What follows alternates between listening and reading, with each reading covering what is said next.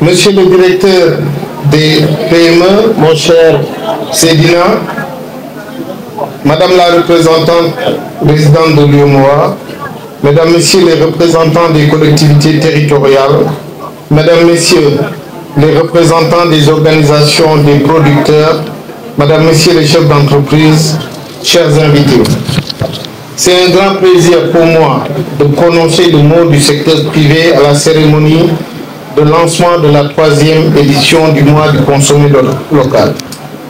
Permettez-moi d'abord de saluer la qualité des travaux préparatoires de cet important événement annuel qui vise à promouvoir à l'échelle de l'UEMOA les produits et services locaux et à faire véritablement du consommé local une affirmation d'une culture de souveraineté économique. Force est de constater qu'après les différentes crises qui sont la pandémie de Covid-19, la flambée des prix des matières premières, du coût de l'énergie et la guerre en Ukraine, la promotion du consommé local demeure la solution durable pour renforcer notre capacité de résilience et la survie même de nos économies.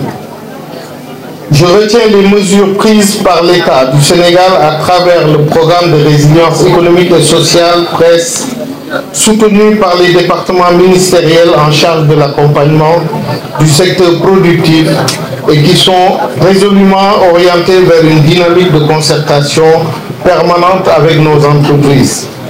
Le thème de cette édition, quelle stratégie pour stimuler davantage la consommation des biens et services locaux au sein de l'UEMOA, est pertinent à plus d'un titre.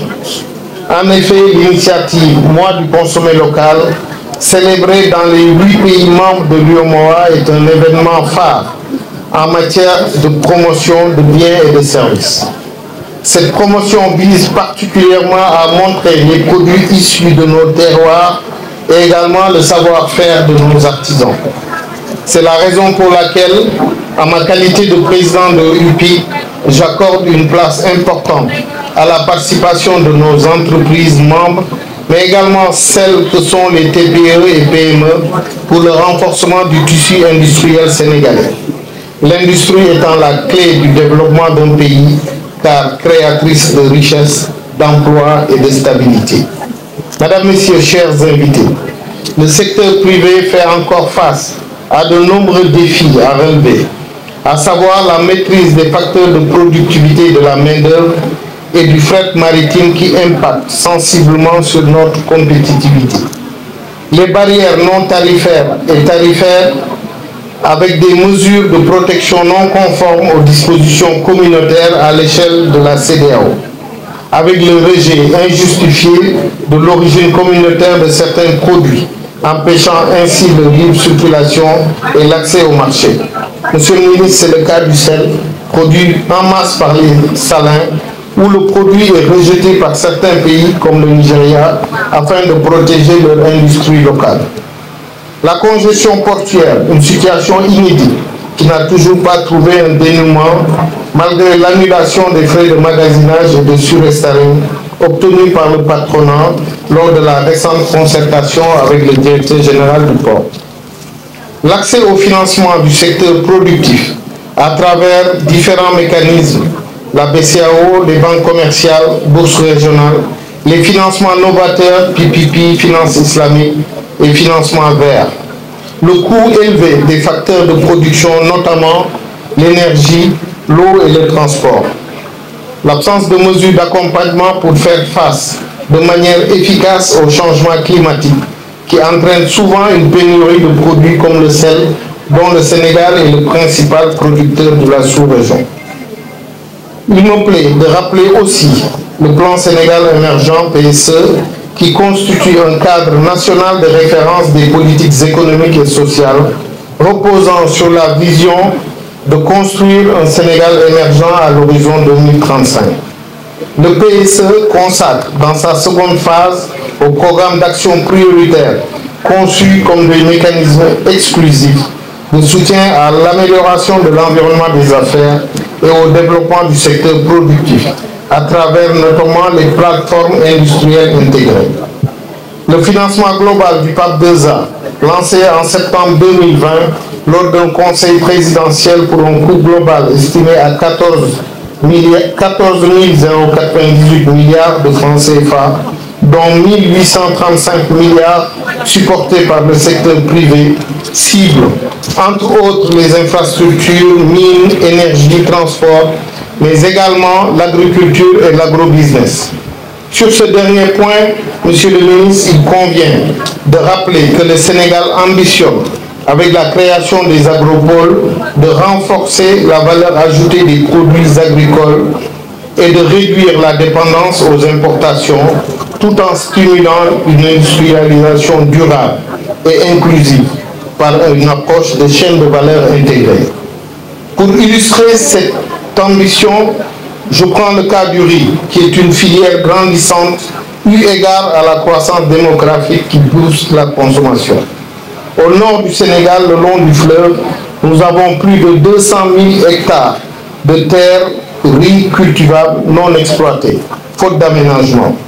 Un grand fleuve, trop peu exploité par l'agriculture, avec une très forte population de jeunes qui pourraient s'insérer dans plusieurs activités rentables.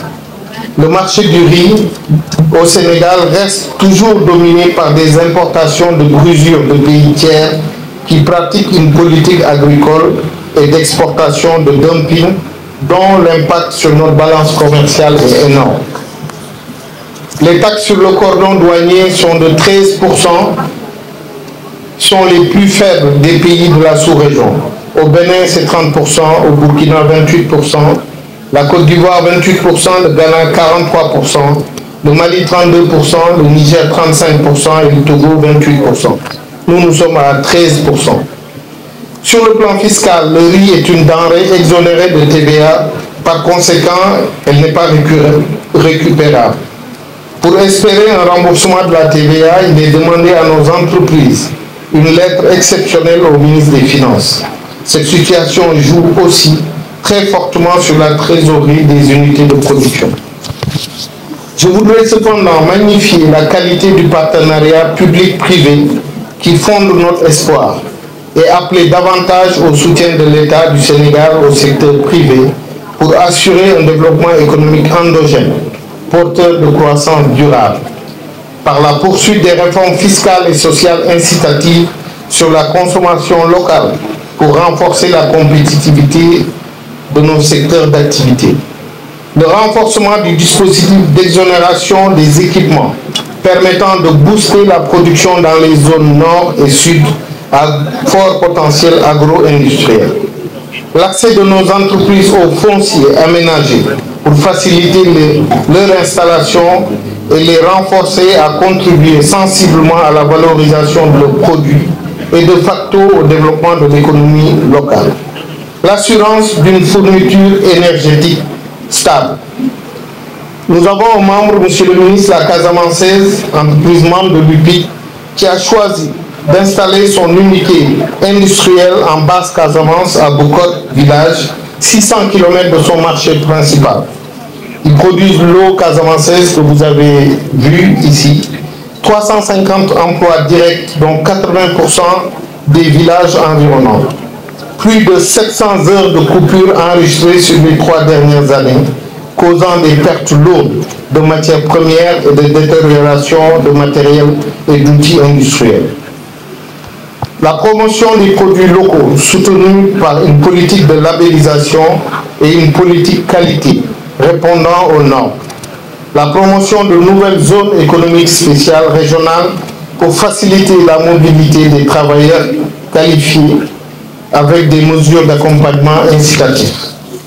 Avec le programme d'activité de la présente édition qui se poursuivra jusqu'au 5 novembre, nous aurons sans nul doute des échanges fructueux au cours des panels scientifiques de haut niveau, des rencontres d'affaires B2B qui seront animées par d'éminents spécialistes du monde de la recherche, de la finance, de l'entreprise et des structures d'accompagnement de l'État.